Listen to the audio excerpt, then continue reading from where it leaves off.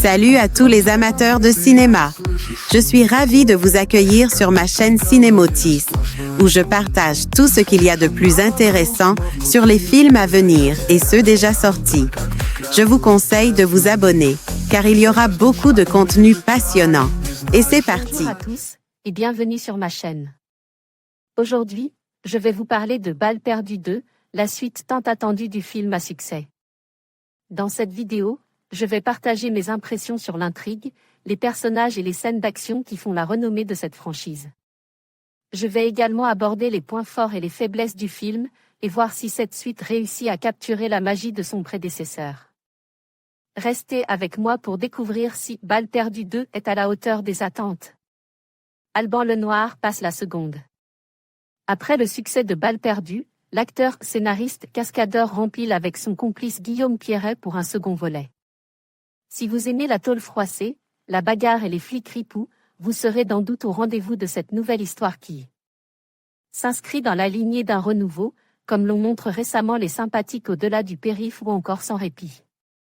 Ou comment la plateforme de streaming remplace désormais ces bonnes vieilles VHS qu'on allait louer au vidéoclub du coin pour en prendre plein la vue pendant 90 minutes. Rappel des faits, dans le premier Balles perdues, Alban Lenoir incarnait un mécano et pilote de génie repéré par un gentil flic, Ramsey, qui l'embauche pour bricoler des caisses de la police, le but étant de choper des « go fast ». Mais le personnage de Lenoir se fait trahir par des flics véreux. Il va alors chercher une balle, d'où le titre, enfoncé dans le tableau de bord d'une bagnole pour prouver son innocence. Dans ce second volet, après un prologue à la Dark Knight Rises, le mécano reprend du service. Mais avec une chose en tête, choper le mec qui l'a trahi et prendre sa revanche. Quand il découvre que la police lui a caché qu'un de ses complices a survécu, il va de nouveau franchir la ligne jaune, plusieurs lignes, même. Comment faire quand on a un film bien ficelé, et qui ne nécessitait pas de suite, pour renchérir dans une seconde aventure? Ouvrir le spectre des possibles, élargir l'univers et montrer de nouveaux personnages. Ce Balles perdues 2 fait penser, d'un certain point de vue, à l'Empire contre-attaque. Si le premier Star Wars pouvait se tenir seul, il prend de l'ampleur grâce à sa suite qui se positionne comme le film de transition. Le passage oblige vers un troisième volet. Pierret et Lenoir ont signé pour 3 films avec Netflix et tous les éléments de cette nouvelle histoire y mènent, comme la saga de George Lucas en son temps. Pour autant, Balles perdues 2 est plus simple que son prédécesseur. L'enjeu est plus ou moins le même mais les personnages sont moins nombreux, où est passe le pompiste muet. Alban Lenoir faisant encore davantage cavalier seul. Le comédien est d'une implication folle dans le rôle, toujours là pour faire le coup de poing ou casser de la bagnole. Et quel cassage! Boîte postale 2 met davantage l'accent sur les poursuites en voiture, au point d'être un peu frustrant en matière de « close combat » à l'image du dernier acte du premier film. Ça dérapait dans tous les sens et enchaîne les rebondissements, avec cette fois une bagnole disposant d'un tasé géant pour électrifier ses adversaires, permettant à David Julien, le petit-fils du célèbre cascadeur Rémi Julien, de tout faire Peter. On aurait tendance à vouloir comparer à Fast and Furious, mais à part l'aspect bricolage de caisse, la petite échelle du récit y. La meilleure implication de ces comédiens, Stéphie Selma est fantastique, et comédiennes font que Balles perdues 2 trace sa propre route. Sans se soucier de ce qui se passe de l'autre côte de l'Atlantique. En 1h40 à peine, le film coche toutes les cases de l'actionné généreux dont on avait besoin pour se vider la tête.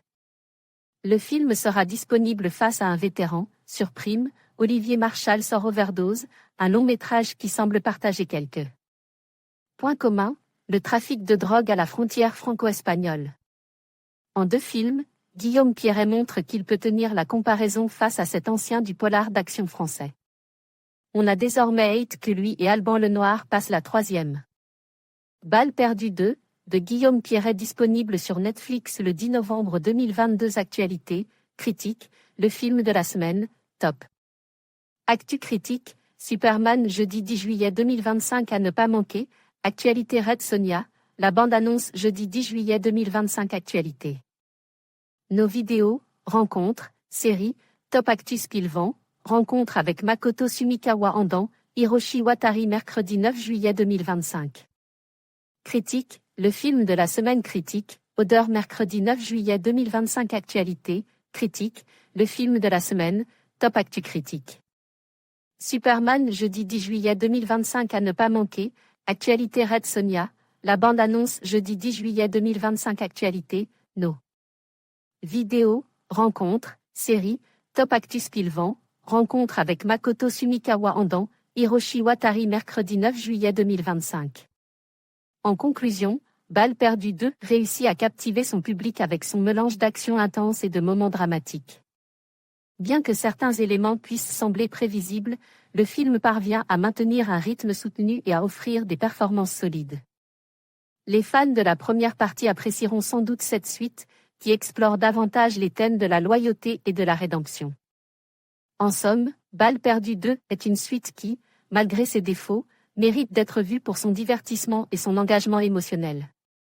Merci de nous avoir rejoints pour cette critique, et n'hésitez pas à partager vos propres impressions sur le film.